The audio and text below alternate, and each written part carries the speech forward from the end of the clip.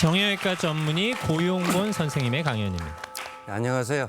네, 고용곤입니다. 강의 잘 들으셨죠? 저도 열심히 들었어요. 남녀 같지 않아가지고 들었는데 오늘 저는 이제 퇴행성 관절염, 노화엔 통증을 강의할 텐데요. 제가 오랫동안 무릎 통증으로 아파하신 분들을 진료를 하고 수술을 하며 느끼는 것은 이 무릎 통증 관절염은 단순히 통증으로 끝나는 게 아니라 우울증도 올 수 있고 수면장애도 올 수 있는 이런 삶의 질 떨어진 질환을 많이 느끼게 됩니다.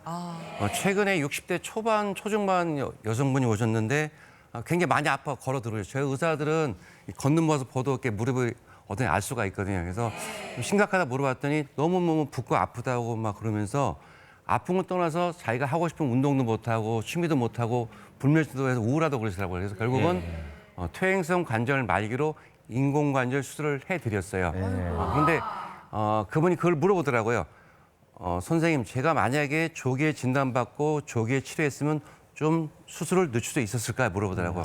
수술을 늦출 정답은 수 있었을까? 예, 가능했습니다. 요즘은 많이 발전했기 때문에 이 보존적 치료로 좀 수술을 늦출 수 있다고 말씀드렸더니 아이고 제가 참 바보처럼 살았네요 그러시더라고요.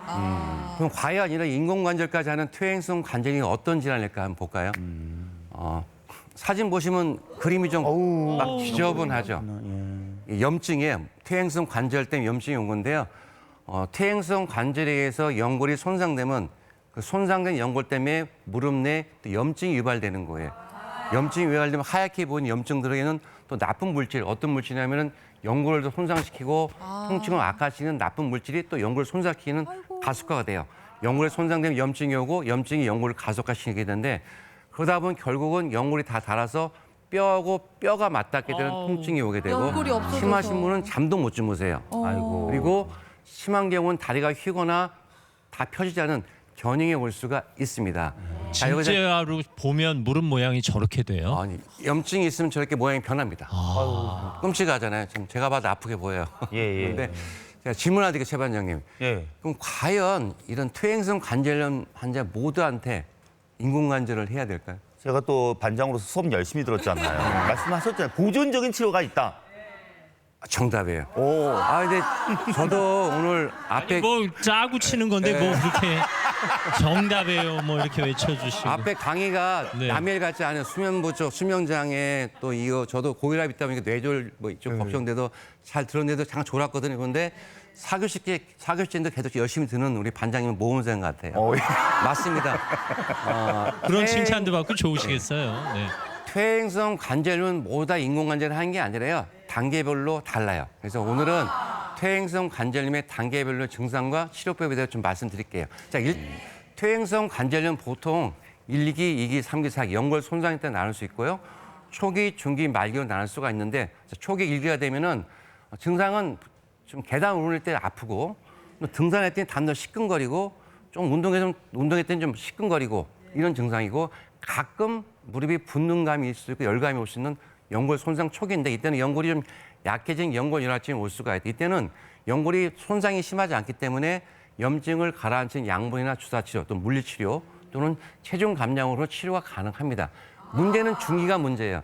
중기가 되면 좀 심각해지죠. 좀 관절이 그 뼈하고 뼈 간격이 좀 좁아져 있죠. 거의 붙을랑 말랑 보여요. 연골이 닳았다는 거예요. 아이고. 연골은 손상되면 재생이 되지가 않아요. 그러다 이렇게 되면은 그 손상된 연골이 또 염증을 일으키고 무릎에 물리차게 한단 말이에요. 그 증상은 초기 때는 계단 오를 때 아플 수 있지만은 중기가 되면은 걸을 때 좀 시큰걸 아플 수가 있고 가끔 무릎이 붓고 열감이 좀 심해지고 그리고 심하신 분은 주무시다가 아파서 깨기도 합니다. 저도 가끔 그런 경험이 요즘 있어요. 있는데 이때는 모든 치료의 핵심을 바로 골든타임이에요. 아까 교수님이 뇌출혈 골든타임 말씀하신 것처럼 무릎 관절도 골든타임이 있어요. 연골 손상이 진행된 이 시기에 놓쳐버리면은 연골 손상이 가속화되고 염증이 진행되면서 결국은 다 닳아서 인공관절을 갈 수가 있기 때문에 이 시기에서 두 가지의 초점을 맞춰야 됩니다. 첫째는 염증을 가라앉히는 거. 저희가 잇몸에 염증이 있으면 결국 뼈가 녹죠. 녹아서 어떻게 돼요? 임플란트하고 그러잖아요. 똑같은 원리예요. 염증을 가라앉혀서 통증을 완화시켜주고 연골 손상을 늦춰주고 두 번째는 손상된 연골을 재생해서 더 이상 손상을 방지하는 거예요. 여기에 우리 정형외과 이 무릎 하시는 모든 선생님들은 관심을 많이 갖고 있는 골든타임입니다. 예, 예. 자, 볼까요? 이때는 요즘 많이들 보는 줄기세포가 많이 각광을 받고 있는데요. 줄기세포라는 것은 뭐 거창한 건 아니에요. 우리 몸속에서 스스로 재생할 수 있는 세포들이 있어요. 뭐 골수에도 있고 지방에도 있는 건데 예를 볼게요. 줄기세포 치료 효과가 하나인데요. 다음 사진 한번 제가 보면은요. 줄기세포를 봤더니 하얀 게 연골이에요. 보이세요? 예, 예. 내시경으로 보면 연골인데 그 연골과 연골 사이에 노랗게 선이 보이죠? 계곡처럼. 예. 거기에 연골이 손상된 뼈가 나와 있는 거예요. 얼마나 아프겠어요. 놔두면 더 넓어지고 염증이 심해지거든요. 거기에다가 연골로 분화할 수 있는 줄기세포를 이용하는 거예요. 뭐 골수에 있든지 지방에 있든지 제대를 이용해서 갖다 붙이면은 저 줄기세포가 여기에 연골이 없구나 느끼는 거예요. 그러면서 연골로 분화가 돼요. 그리고 시간이 지나면서 연골을 만들어내서 한 6개월 된 사진인데 같은 모양이 바뀌어 있죠. 우려했던 부분이 하얗게 변해 있는 치료 연골 전과 재생 후. 효과가 바로 줄기세포 치료의 하나의 원리인 거고 또 하나는 염증을 가라앉히는 효과가 뛰어나요. 최근에 그 7월 달에인가 우리나라 복지부에서 신의료 기술이라는 게 새로운 기술이 인정해 주는 게 골수 줄기세포를 인정을 해 줬어요. 예. 이거 보이세요? 이 키트인데 제가 골반에서 골수를 뽑아내요. 그걸 뽑아내면은 피를 뽑아내면은 그걸 가지고 이런 장비나 이런 특수 장비가 있어요. 가지고 농축을 할 수가 있어요. 원심력으로. 줄기세포만. 골수에는 줄기세포가 많지는 않은데 농축하면은 거기에 있는 좋은 세포를 가지고 염증을 가라앉힐 수가 있습니다. 자, 영상 한번 볼까요? 영상을 보면 설명드리겠습니다. 자, 골수를 뽑는 과정에 쭉 뽑아내요.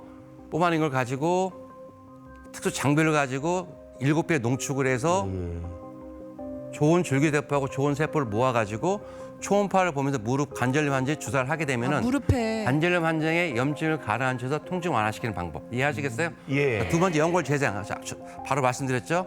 줄기세포를 손상된 연골 부위에 갖다 붙이면 줄기세포가 연골로 분화가 되는 거예요. 시간이 지나면서 이게 연골이 없구나 느끼면서 연골을 만들어내는 과정. 연골 재생을 해서 손상된 연골을 복원해 만들어주는 과정. 이게 최근 관절염 환자에서 줄기세포를 하게 되는데 다만 조심할 건 줄기세포는 맞는 건 아니에요. 말기에는 안 돼요. 안 되는 연골이 하나도 없는 경우는 결국 안 되고요. 자, 그럼 말기를 볼까요?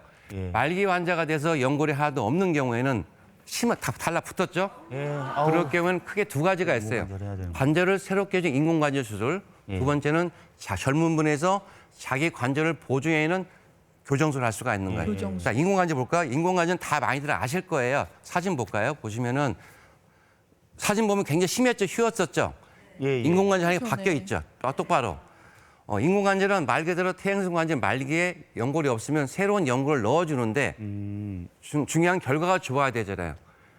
인공관절 수술이 뭔지 다 아실 거예요. 결과가 좋기 위해서는 두 가지가 필요합니다. 정확성과 디자인. 저는 정확성을 하기 위해서 3D 시뮬레이션의 방법이 있습니다.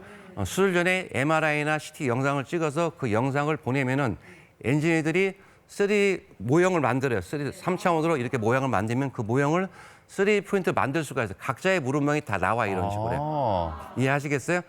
그럼 이 모형을 가지고 수술 전에 가상 수술을 해봐가지고 인공관절이 가장 정확하게 들어가도록 각자의 도구를 만드는 이런 방법이 3D 프린팅 방법이고 요 도구를 가지고 수술하면 정확성 올릴 수가 있는 거예요. 예. 두 번째는 디자인인데 인공관절 대부분 미국에서 많이 만들었거든요. 미국 사람들이나 유럽 사람들은 많이 앉아 생활하잖아요.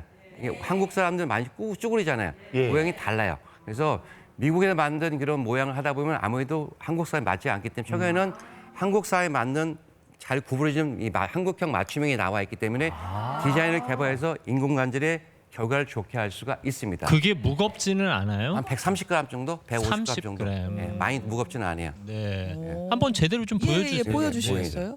이게 좀 모양이 이쁘죠. 한국형으로 해가지고 가능하면은 잘 구부러지고 좌식 생활을 할 수 있게 잘 만들어진 모형. 그래서 디자인이 많이 개발됐다는 게 하나의 또 특징으로 보시면 됩니다. 자, 이제 마지막으로 이제 말씀드린 게 젊으신 분들 관절염 오면은 인공관절은 좀 빠르잖아요. 예. 다리가 옷자리 휘어 있으면 사진 보시면은 치료 전에 다리 휘어 있죠. 예. 이렇게 펴져 있죠. 예. 휘어 있는 다리를 똑바로 필 수가 있어요. 옷자양 다리.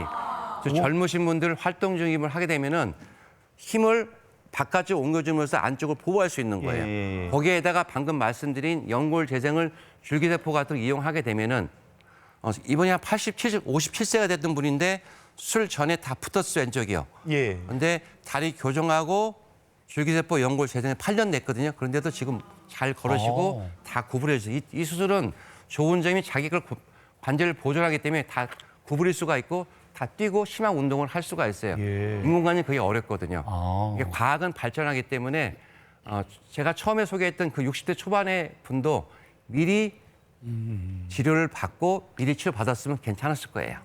자, 중요한 것은 무엇보다 예방이 중요하지 않습니까?